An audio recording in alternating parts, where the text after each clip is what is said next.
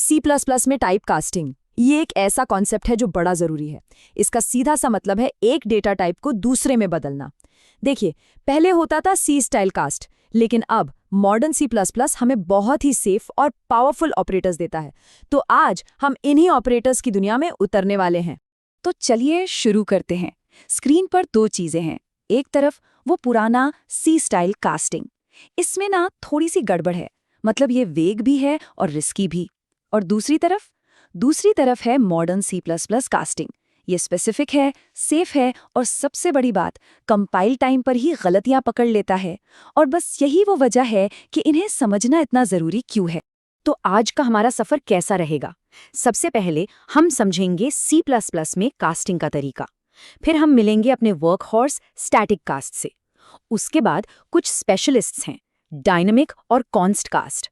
और फिर हम जाएंगे डेंजर जोन में, री इंटरप्रेट कास्ट के साथ।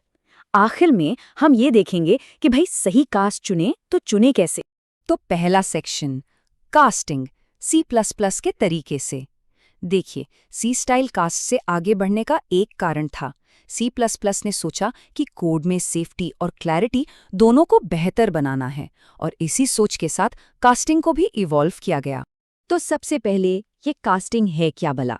बिल्कुल आसान भाषा में समझें तो ये बस एक वैल्यू को एक डेटा टाइप से दूसरे में बदलने का एक तरीका है। सोचिए, एक नंबर को टेक्स्ट बनाना है, या फिर एक डेसिमल वाले नंबर को बिना डेसिमल वाले इंटीजर में बदलना है। बस यही है कास्टिंग। चलिए, अब आते हैं सेक्शन 2 पर, और यहाँ हम मिलेंगे स्टैटिक कास्ट से। इससे ना अपने टूल बॉक्स का वर्क हॉर्स कह सकते हैं, मतलब सबसे भरोसेमंद और सबसे ज्यादा इस्तेमाल होने वाला औजार।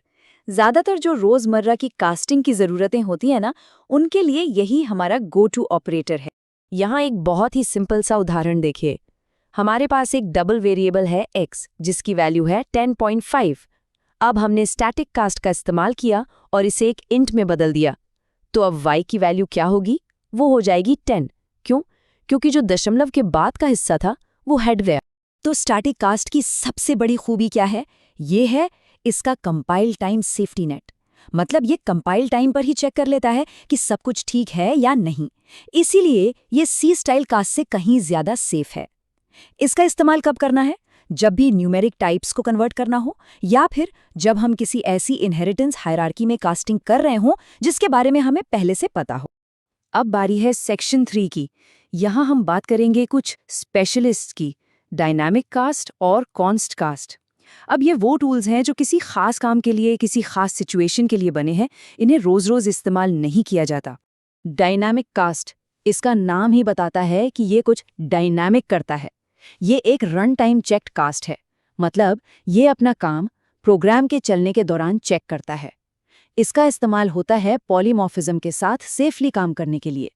ये पक्का करता है कि हम एक बेस क्लास पॉइंटर को सही डिराइव्ड क्लास पॉइंटर में ही बदल रहे हैं।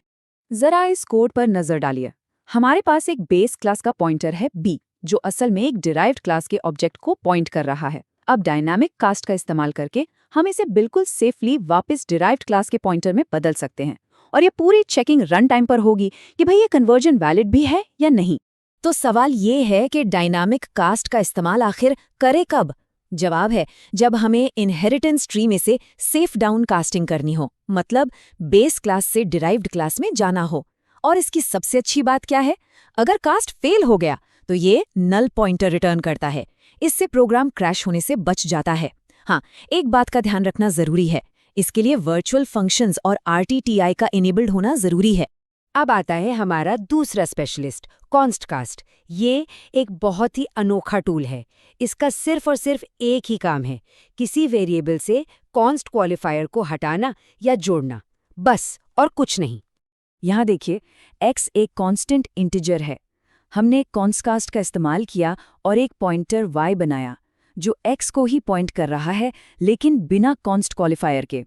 अब टेक्निकली यह हमें y के जरिए x को बदलने की ताकत तो दे देता है, पर यहीं पर एक बहुत बड़ा खतरा छिपा है।